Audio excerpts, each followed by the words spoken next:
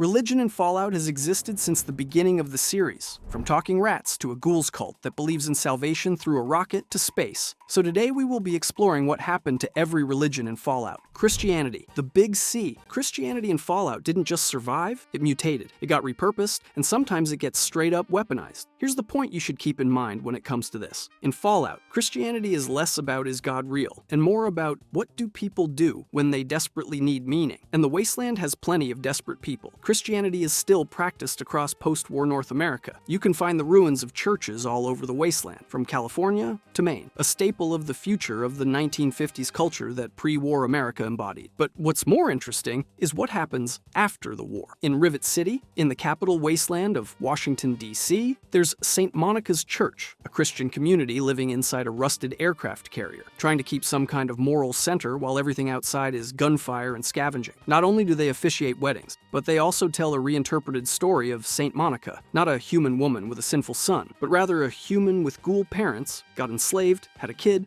became a slaver, kid repents, and frees all the slaves, becoming saints of the wasteland. Out east, somewhere west of the Commonwealth, there's the Abbey of the Road, a Christian monastery that's basically treated like rumor and legend, on account of their single member we've ever seen in the series being a single apostle in Point Lookout, who is killed upon interacting with an occult artifact. Guess even the power of God can't defend against a Cthulhu ripoff. But if you want the biggest, clearest example of Christianity reorganizing into an actual society, it's the New Canaanites. New Canaan was founded by Mormon survivors in Ogden, Utah. In Van Buren, they were actually from a vault, Vault 70. But New Vegas doesn't get into the nitty-gritty, it just tells you what you need to know. But the Mormons, they don't just hide and pray for survival quietly. They send out missionaries. They keep spreading their faith well into the 23rd century, traveling, teaching, and influencing entire groups of people who didn't grow up with pre-war religion at all, like the tribes of Zion Canyon. And here's a detail that matters. New Canaanites specifically use the King James Version of the Bible. So their Christianity isn't just vibes. It's the real deal. It's textual. It's tradition, carried through the apocalypse on purpose. Joshua Graham?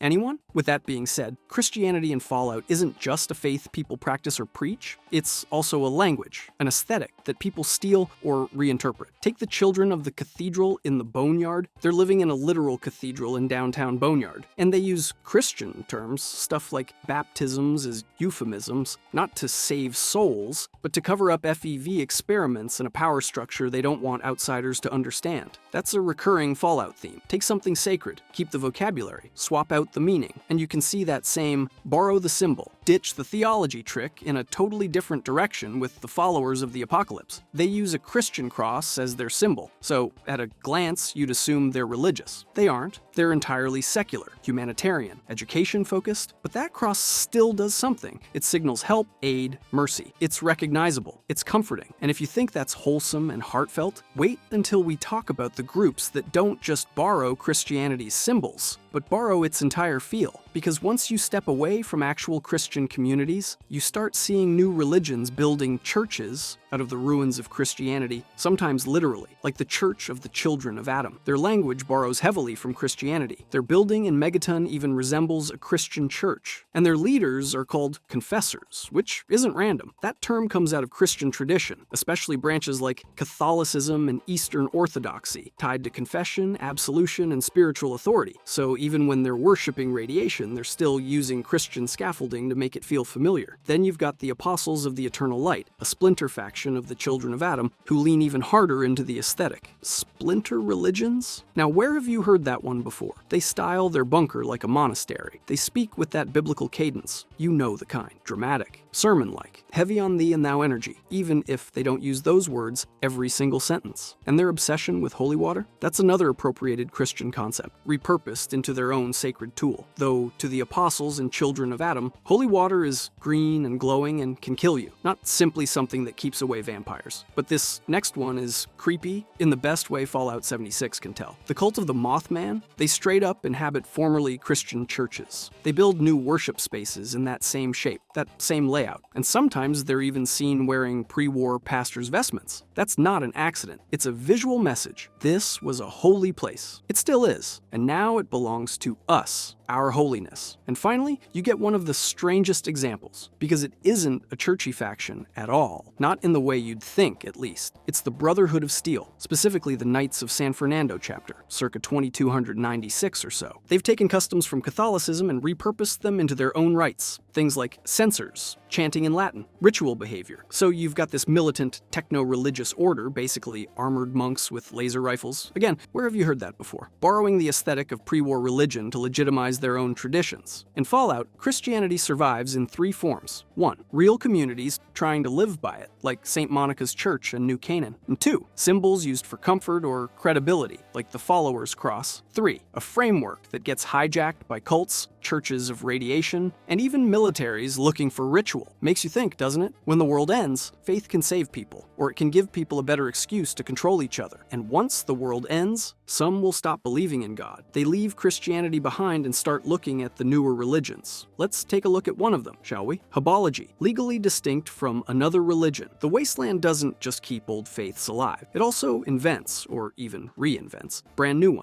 ones that look like religion, sound like science, and mostly exist to take your money. Now, if that sounds like any real-world religion, know that Fallout 2 made sure to keep this religion fairly distinct from the real-world religion. No relation at all. Wink. Wink. Habology is what happens when a sci-fi fan club, a self-help seminar, and a space cult all crash into the same ruined city. Habology starts before the Great War. It's founded by a science fiction writer named Dick Hubble. His followers don't call him Richard or the name that's short for Richard. They call him the Hub. Why's that? Because Habology's whole worldview is built on this metaphor called the Great Wheel. Picture a wheel in the sky. The hub is the center. Habologists are the spokes, and everyone else is the rim. And the rim? According to them, the rim gets crushed by the truth. Hope that picture doesn't scare you too much, because this is where it stops being goofy silliness and starts being dangerous. Habology promises you an escape route, not metaphorically, literally. They claim that one day, the true believers will be called into the heavens to live with the Starfather on the planet Quetzal, out in the constellation of Xiphus. And they have a plan to get there. They want to fly to space on the ESS Quetzal. What's the E stand for? If you thought Enclave, wrong. It actually stands for their original name, Elronagi. No guesses what that's in reference to. Here's the pitch, and it's the kind of pitch that sounds smart until you think about it for more than 5 seconds. Habology claims humans are plagued by the spirits of the dead. Those spirits create something called neurodynes inside you. Neurodynes are the reason you're miserable. They're the reason you're held back. They're the reason you don't reach your true potential. And if you want to get rid of them, you need cleansing, which in Habology is called alignment. And alignment is basically scientific spirituality with electromagnets offered for a nominal fee. Their standard move with new recruits is to ask you to donate all your worldly possessions. Simple, isn't it? They call it a sign of good faith. Wiser people would call it something much cruder. And then they stash your stuff out in the desert with all the other goods collected from recruits. And donating a lot of money helps raise your AHS level. Because of course it does. Oh, did we not get to AHS levels yet? Here's the gist. It's enlightenment, but also a paywall. Habology runs on a strict hierarchy. Your rank is a number. Your rank is your value. And your rank is tied to how much time, effort, and money you pour into the cult. At the top, you've got AHS 9. He's the most enlightened living Habologist leader. Under him is AHS 7. Guards? Usually AHS 4. Everyone else is AHS 1 to 3, with certain exceptions. And the alignments? You don't do one. You do multiple. Each one is supposed to burn away more neurodynes. How? With zeta radiation. Because of course it is. So it's spiritual purification delivered like a medical procedure in a cult that lives in a ruined world where nobody has work safety laws anymore. And you thought real-world American healthcare was expensive. In 2241, Habology's main influence is in San Francisco. Their headquarters is set up smack dab in the middle of the Golden Gate Bridge, which has been turned into a makeshift runway for their spaceship. They also have an outpost in the New California Republic, only because the NCR has freedom of religion. So they're not everywhere, but where they are, people know them. By 2287, almost 40 years later, Habology popped up again in a new place, specifically Massachusetts, a far cry from California. A small group of missionaries travels to Nuka World, led by Dara, a direct descendant of Dick Hubble. And their big plan? They want to control a UFO to escape Earth and live on Quetzal. Except the UFO is not a UFO. It's a decommissioned amusement park ride. And if you help them reactivate it, you find out the very good reason reason it was decommissioned. They sell you heaven and sit you in a theme park prop that kills you and them both, which is kind of ironic. Hubologists will tell you that real science is a pack of lies, that you shouldn't listen to scientists, and that only the Hub and AHS-9 have the truth. But here's the hypocrisy. They still have a tech guy. They have Dr. Crockett, who uses his skills to install a nuclear reactor on the ESS Quetzal project. Plus, they maintain a computer network called HubLink, which documents leadership goals, finances, and even pseudoscientific calculations meant to get them closer to their star father. So let's translate. Science is fake until it gets them what they want, or leverage to get what they want. Hubology also understands something most cults understand. People don't join because of logic. They join because of momentum. So Hubology uses celebrity endorsements. In Fallout 2, even new Reno porn stars can be propaganda tools. Juan Cruz and Vicky Goldman, again, no points for figuring out who they're a reference to, talk up the cult, and use their fame to pull people in. Because joining is easy. Step 1, you get an informational holodisk. Step 2, you go do an AHS test at an exorbitant cost. Boom, you're in. But an easy entry always comes with a hard catch, doesn't it? Once you're in, questioning them can get you threatened or attacked. They're notorious in San Francisco for a reason. Most locals think they're dangerous con artists, the kind of people who will happily destroy your money to get your soul, or destroy your soul to get your money. Specifically in San Francisco, Hubology has a major problem. Remember those locals? They're called the Shi. The Shi are research heavy. The Shi value real engineering and real science, and they despise Hubology. Shi townspeople say Hubologists give them the creeps. The Shi emperor accuses them of abducting and brainwashing people. Meanwhile, Hubologists accuse the Shi of being oppressors and suppressors, people whose neurodyne-infested brainwaves trigger neurodynes in others. Classic cult logic. If you criticize us, that proves you're infected. So here's the point. Hubology isn't just, haha, funny space cult. It's the games showing you how belief can be packaged like a product. A simple explanation for a complicated world. A hierarchy that rewards devotion. A cleansing ritual you can buy in installments. A promised escape to the stars. And just enough tech to feel legitimate, but it also convinces you that tech from anyone isn't real and illegitimate if it's not theirs. And if Hubology is what happens when science fiction becomes scripture, then the next question is obvious. What happens when the wasteland builds a religion around something even more real than space? Cult of the Mothman. One big moth. The Cult of the Mothman, a full-on religious movement built around one idea, the Mothman of legend. It isn't just real, it's winged truth with a capital T.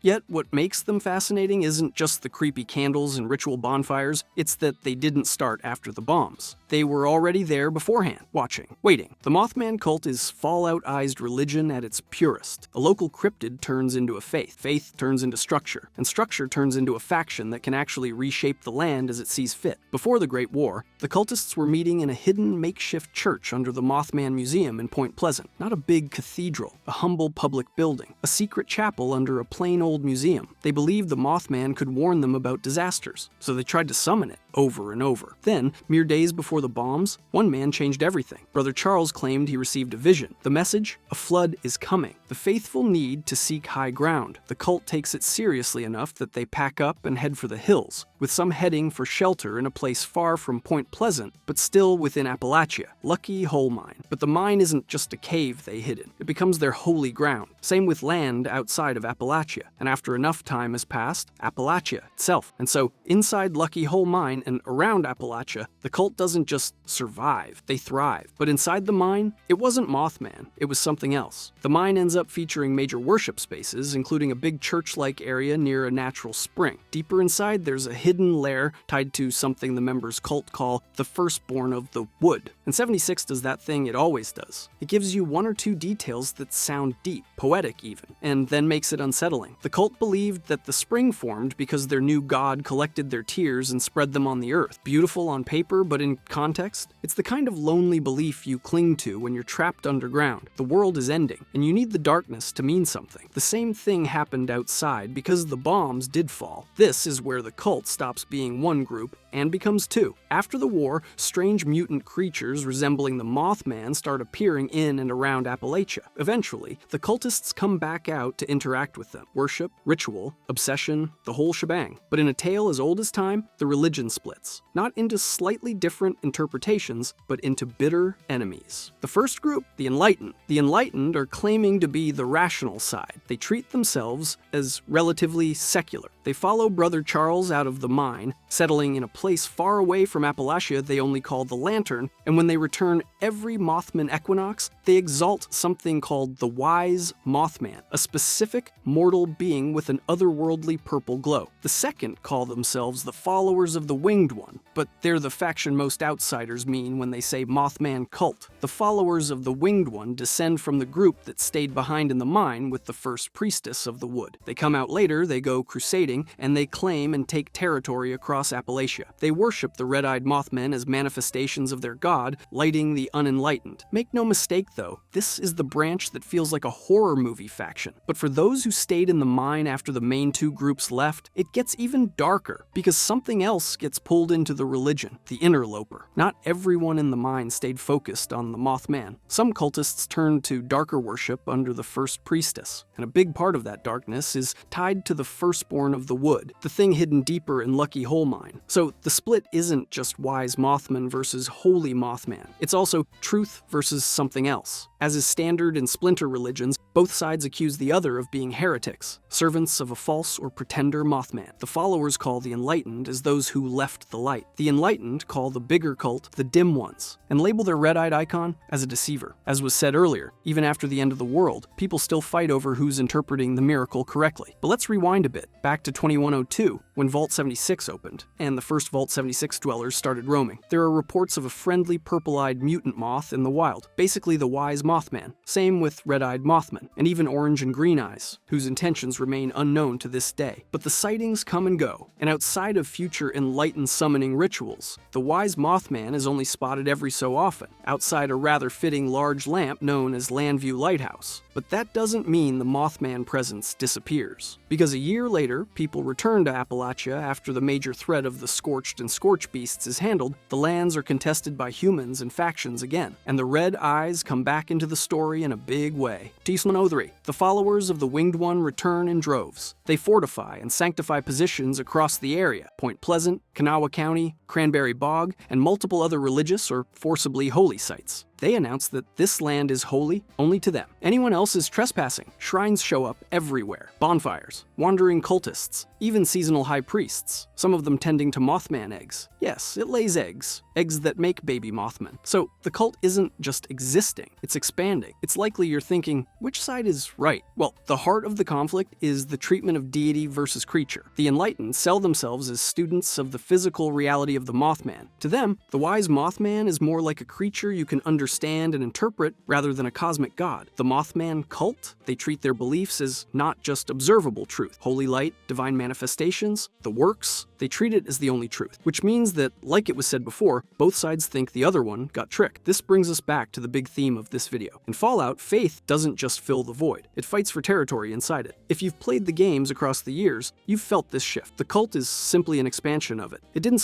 even start as a fully present faction at the launch version of 76. It was mostly mentioned, showing up as corpses and notes. It took a whole year for the game to bring the cultists in as enemy NPCs, with later updates adding more cultist types and expanding their lore massively. The cult of the Mothman is literally a growing religion in-universe, and a growing piece of Fallout 76's storytelling over time. And once you understand the Mothman cult, how it started as a tiny hidden chapel, survived underground, split into sects, and came back crusading, then the next question almost asks itself, what other events in Fallout built religion, not out of hope, but out of fear? Ugg-Qualtoth, cosmic horror. Ever notice how Fallout has two major kinds of religion? There's the hopeful kind, the kind that tries to rebuild or make sense of the new world. And then there's the other kind, the kind that makes you feel like the bombs were just the beginning. Because if you've been to Point Lookout, or you've ever gone down into the Dunwich building, or their quarry at Dunwich Borers, you already know the name I'm about to say, Ugg-Qualtoth. Now, Ugg-Qualtoth isn't a normal religion. It's not a church. It's not a tribe. It's not a cap-stealing cult. It's a myth, a force, an entity that keeps leaving fingerprints on the world. In spite of all that, the creepiest part is how little we're allowed to know. Ugg-Qualtoth is described in-universe like a forgotten god, an eldritch being, or a supernatural entity that people swear is real. The truth is, nobody has a clean answer. Most of what we know is filtered through obsession, madness, and ritual. As far as we're allowed to know, that uncertainty is the point. The scariest gods in in Fallout don't show up with a face or a banner. They show up in the most inconspicuous or even the most harrowing of places. A dark mine, whispers in your mind, even something as plain and innocent as a book. But we're getting ahead of ourselves. For right now, our trail starts in a swamp. Ugg-Qualtoth is worshipped as a deity in Point Lookout, Maryland, and the whole thing is tied to an occult tome called the Krivbekni. This book is the engine. It's the thing people fight over, kill over, cling to like it's their life support. And one person proved that better than anybody. Bear with me for a moment, since this is where the story stops being local legend and turns into a family business. Constance Blackhall came from wealth